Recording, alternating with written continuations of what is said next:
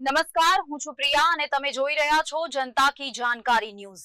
નજર કરીએ આજના સમાચાર। ધ્રાંગધ્રા શહેરમાં ટ્રાફિક સમસ્યા દિવસે ને દિવસે ગંભીર બની રહી છે। ખાસ કરીને શાક માર્કેટ રોડ અને મુખ્ય બજાર વિસ્તારમાં સતત ટ્રાફિક જામની સ્થિતિ સર્જાઈ રહી છે। આ મુદ્દે મુસ્લિમ સમાજના આગેવાનોએ પોલીસ તંત્રને રજૂઆત કરી છે। ધ્રાંગધ્રા શહેરના મુખ્ય બજાર અને શાક માર્કેટ રોડ પર રોજબરોજ ટ્રાફિક સમસ્યા જોવા મળી રહી છે।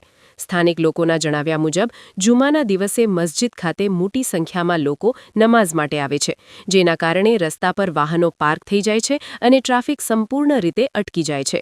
આ ઉપરાંત મસ્જિદની આસપાસ તેમજ બજાર વિસ્તારમાં કેટલાક દુકાનદારો દ્વારા ગેરકાયદેસર દબાણો કરવામાં આવ્યા હોવાના આક્ષેપો પણ સામે આવ્યા છે, જેના કારણે મુખ્ય બજારનો માર્ગ સંકુચિત બની જાય છે અને વાહન ચાલકોને ભારે મુશ્કેલીનો સામનો કરવો પડે છે।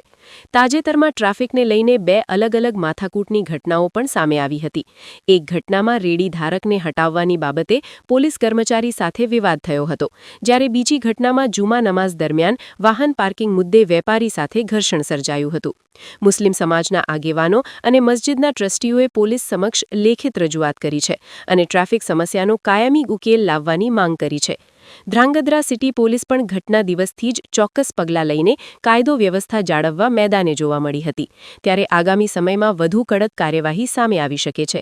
રિપોર્ટ હિતેશ રાજપરા સાથે જયેશ કુમાર ઝાલા, ધ્રાંગધ્રા। મકવાણા અને મહેબૂબભાઈ જુનેજા ધ્રાંગધ્રા જુમ્મા મસ્જિદના ટ્રસ્ટી છે। ધ્રાંગધ્રા જુમ્મા મસ્જિદની દુકાનો જે છે બરાબર, અમુક દુકાનોનો ગેરકાયદે કબજો કરેલ છે અને આ મસ્જિદના પ્લેટફોર્મ ઉપર બરાબર એ લોકોએ ગેરકાયદેસર દબાણ કરેલ છે અને નમાજીઓને પાર્કિંગમાં તકલીફ પડે છે। એની રજૂઆત કરવા માટે ધ્રાંગધ્રા સિટી પોલીસ સ્ટેશનમાં અમે આવેલ છીએ। અમારી ગુજારિશ છે કે આ જે જુમ્મા મસ્જિદના ટ્રસ્ટી દુકાનો જે છે એના પ્લેટફોર્મ પર દબાણ દૂર કરાવી બરાબર મસ્જિદને સાથ સહકાર આપો।